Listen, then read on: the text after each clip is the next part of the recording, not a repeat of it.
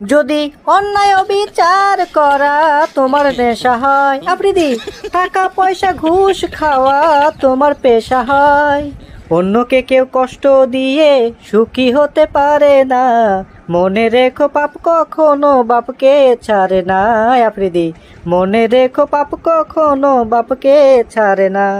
শালার আমি আগে মনে করছ না তুই আফ্রিদি মানবতার ফেরিওয়ালা, বন্যত্ব মানুষের পাশে দাঁড়ানো ব্যক্তি, অসহায় মানুষকে সাহায্য করান ব্যক্তি, বরিশাল হসপিটাল বানাবি তার আশ্বাস দিয়ে থসে। আমার তো ওগুলো ভিডিও দেখে সেই রকম চোখে জল মুখে জল চলে আসে পারে, এত সুন্দর করে কয়া মাথা আমার একবারে ঘুরে যায়। আমি তো আগে জানিছিল না যে কাদের মধ্যে চেহারা বাড়াবে ইনকে করে, যদি জানো হয়নি তাহলে তোর ভিডিও দেখো নাইনি। চেহারা আমার ঘৃণা লাগে, ব্যাককাল লাগে থু। এই চেহারা জন্য করে আমি পুকুরত মাছ ধরে পারি না। দেখতো আমি কোনটা বইকত গেছি, আবার টপিকত ফিরে আসি। তুই আফ্রিদি কথা করছো না। আচ্ছা এই তুহিদুদ্দিন আফ্রিদি এ না হয় মানবতার ফিরিওয়ালা, এটা না হয় না হোক, বন্যত্ব মানুষের পাশে না হয় না দাঁড়াক, অসহায় মানুষের পাশে না হয় না দাঁড়াক, দেখার বিষয় নেই, ওর পার্সোনাল ব্যাপার।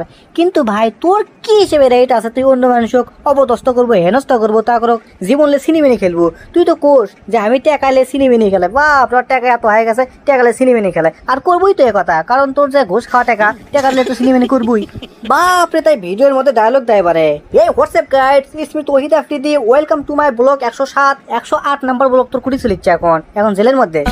মানুষের ভালোবাসা পাওয়ার জন্য করে ওই 10-12 বছর ধরে ইউটিউবিং করতেছে, এরপরে আছে মানুষের ভালোবাসা।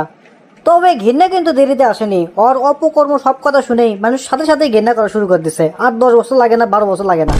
আরে মানুষের পাশে দাঁড়ান, বন্যাত্ম মানুষের সাহায্য করা আর মানবতা ফেরি হওয়া, এগুলো কিন্তু মানুষ খুব সহজে কাছে করে নেয়।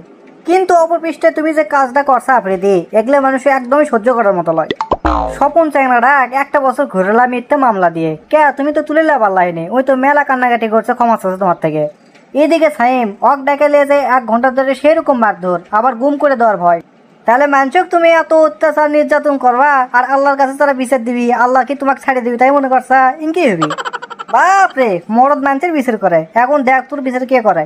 ডিম কেবল সেদ্ধ দিছে, দেরি কর, কোন দিকটা ঢুকে দেওয়া আগে দিবি নি। তবে আমার কষ্ট লাগে বারে, চ্যাংড়াটা কয়েকদিন আগে বিয়ে করছে, তার মধ্যে এগলে হোক একটা গান কই না কলি লয়।